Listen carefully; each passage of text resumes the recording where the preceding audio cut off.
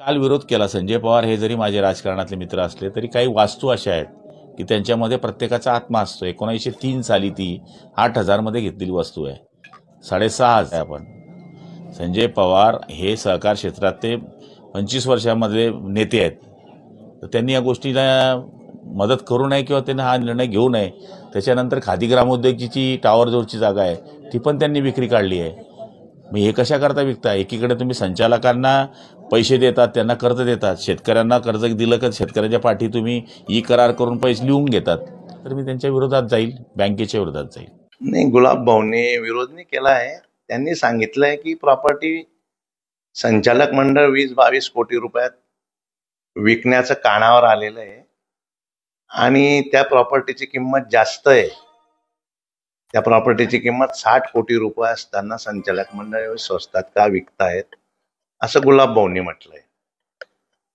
असा विरोध केलेला नाहीये, परंतु आम्ही त्या प्रॉपर्टीची अजून रेडी रेकनर आल्याशिवाय, गव्हर्नमेंट व्हॅल्यूवर आल्याशिवाय आणि तो गव्हर्नमेंट व्हॅल्यू किती आहे काय आल्यानंतर त्याचा विषय सगळा संचालक मंडळात ठेवल्यानंतर याचा विचार केला जाणार आहे.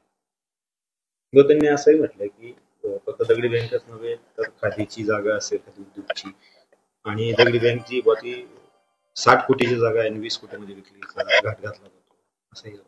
आम्ही 20 कोटीत जागा विकावी असं कुठेही बोललो नाही, कोणताही संचालक बोलला नाही.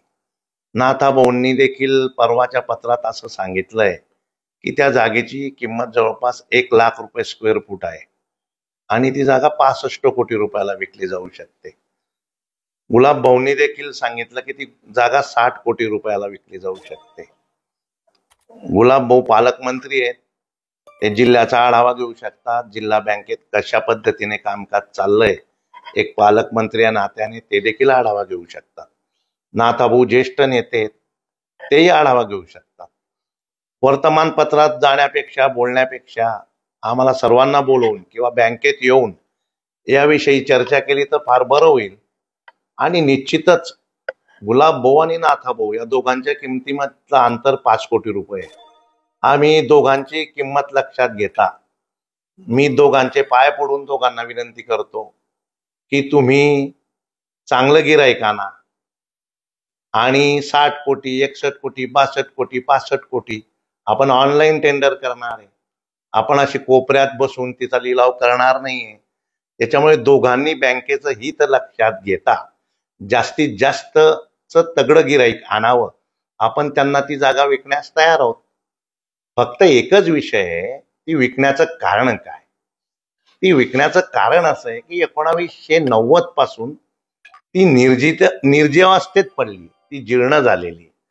त्याच ठिकाणी माझ्या बापाची जर प्रॉपर्टी राहिली असती तर मी ती अशी पडू दिली असती का?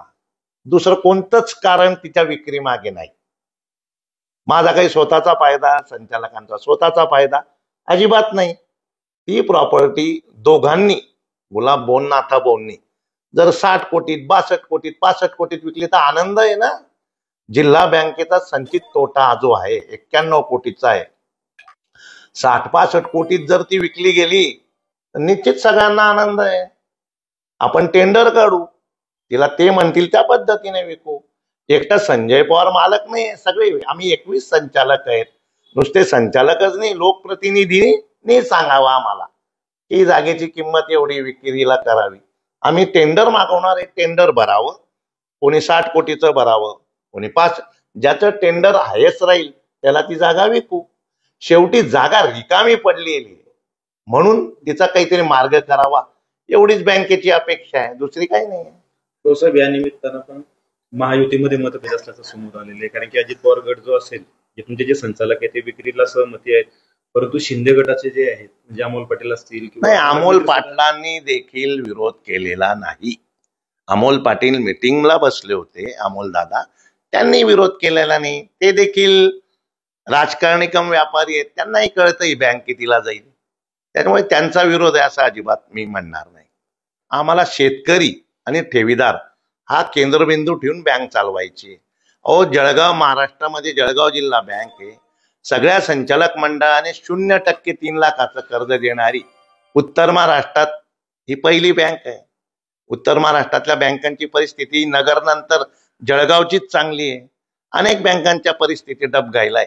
तरी बँकेबाबतीत माझी विनंती आहे सगळ्यांना की आपण राजकारण कोणीही करू नये. जे काही असेल मला बोलवावं, मी चुकत असेल माझा कान धरून मला समजावं वडिलकीच्या नात्याने. फक्त प्रेसला न जाता उलट हक्काने सांगावं की या बँकेची किंमत एवढी आहे. निश्चित आपण त्यांच्या किमतीचं स्वागत करू आणि ती